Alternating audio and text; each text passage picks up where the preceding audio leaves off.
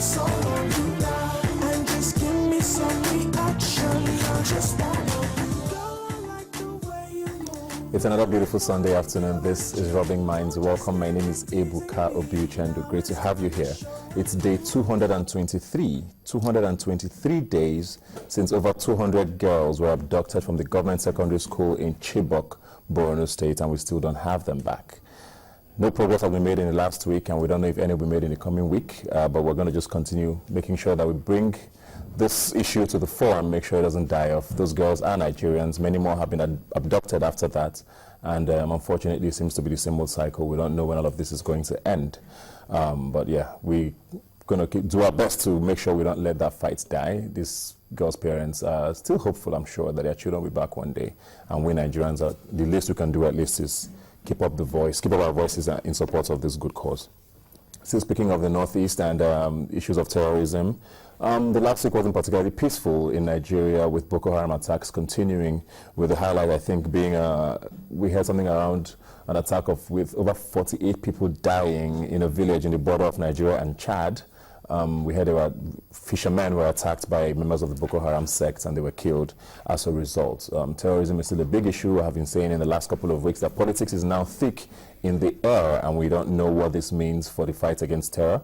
Obviously, there's going to be a lot of distractions with security operatives focusing a little more on politics and less on security. That might hopefully not, but I mean, it looks like it's going to be a problem eventually, with 3-4 months or 5 in the coming months being heavy with politics. So speaking about politics, the Speaker of the House of Representatives, Aminu Tambuwal, dropped out of the presidential race in the last week, and things got very interesting in the House of Representatives following that, with a scuffle which led to very embarrassing images that were splashed all over Nigerian television. Members of the House of Representatives were seen jumping over fences and gates, and we heard about scuffles and slaps allegedly. But we're going to talk about that in the show much later when we look at our road to 2015 and all of that.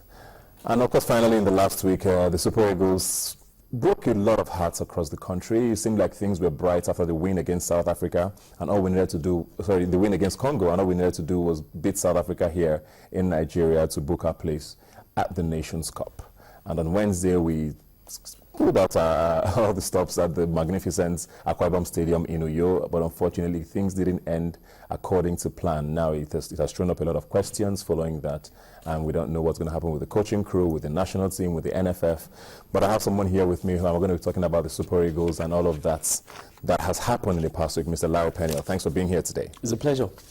Let's talk about that match in particular now. It was a day, a lot of Nigerians, I think, went into that match a little too overconfident. We have never lost against South Africa. We're playing at home. The Uyo Stadium is a magnificent one. We're coming from a high winning against Congo.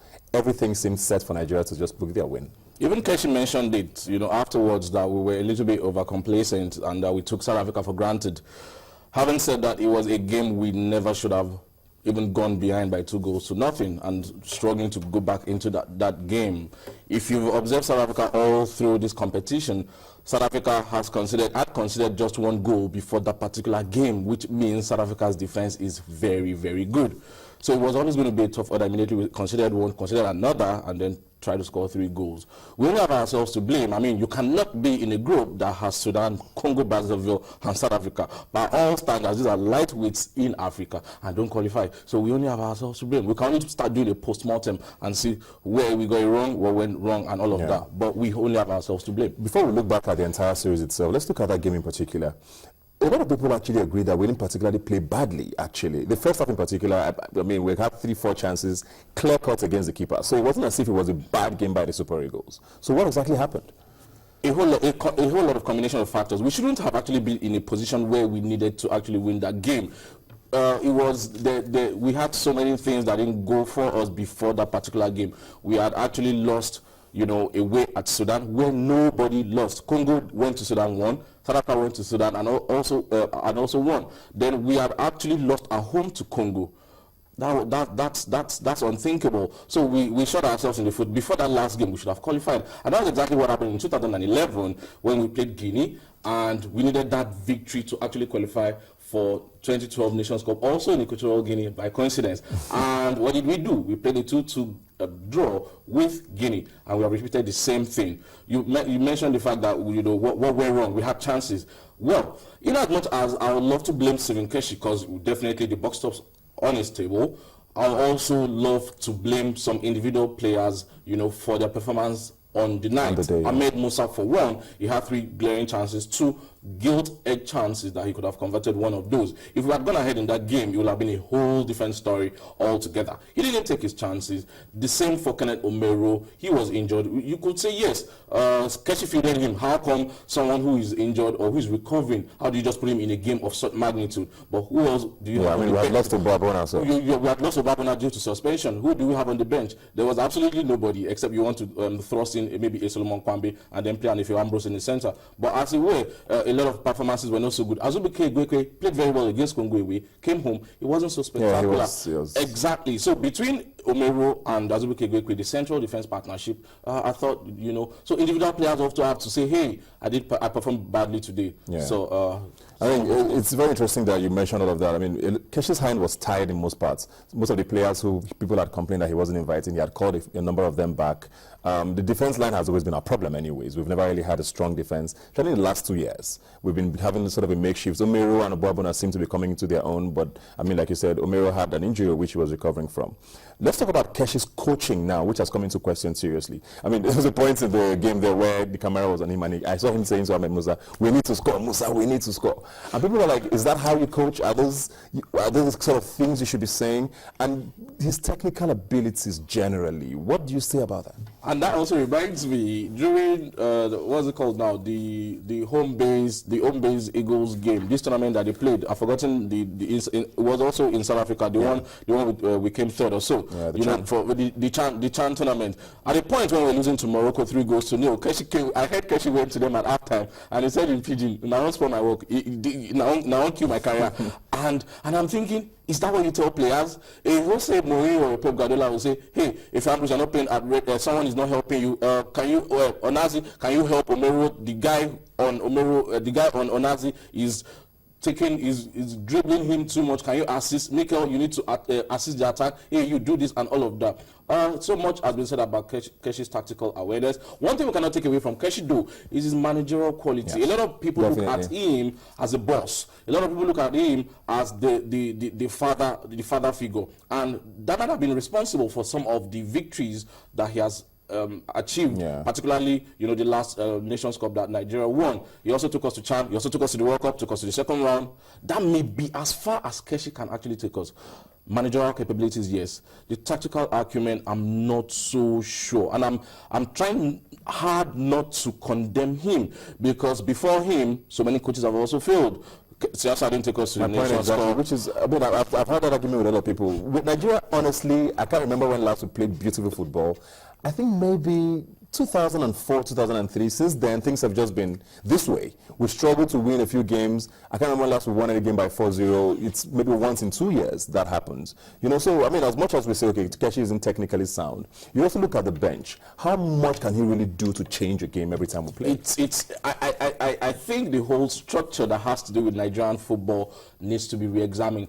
We need to take a cue, unfortunately, from South Africa, from the South African League or from South Africa. We need to take a cue from them. And I'm saying this with all sense of responsibility as a Nigerian, with all sense of pride and arrogance. How can we go to South Africa to take a cue from them? But it is what it is, unbelievably. What did they do? After Gordon Eagleson left, they actually appointed Shakes Masheba. Shakes Masheba forgot the Shabalalas and the Steven Pinas and then built local boys from the league, invited 1 or 2 foreign-based players and started building up a team. That might actually be what we have to do. You mentioned the fact that, from 2003, 2004, we've not been winning 4-0 and all of that. Very true.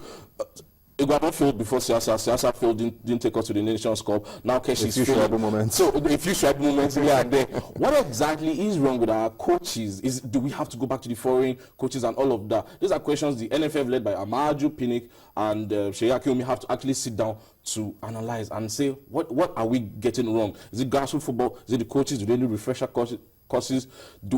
Someone like Mike Emmanuel is doing very well with Chelsea. Yes. Do we need such, he might have tapped a lot from, you'll say, what exactly can we learn from him? So the NFF actually needs to sit down to analyze all of this. And then I like the fact that you bring up the NFF there now. Let's even talk about them, because a lot of people have blamed, at least those first 2 losses, the first 3 games we played without a win, pretty much, on the fact that NFF was a mess at the time. You know, there was no structure, nobody to report to. Keshi didn't have a contract. He was paid per game. It looked like we were just taking things as they came, and of course, it finally showed. Do you think that was responsible, honestly, for the Super Eagles' defeat? Partly.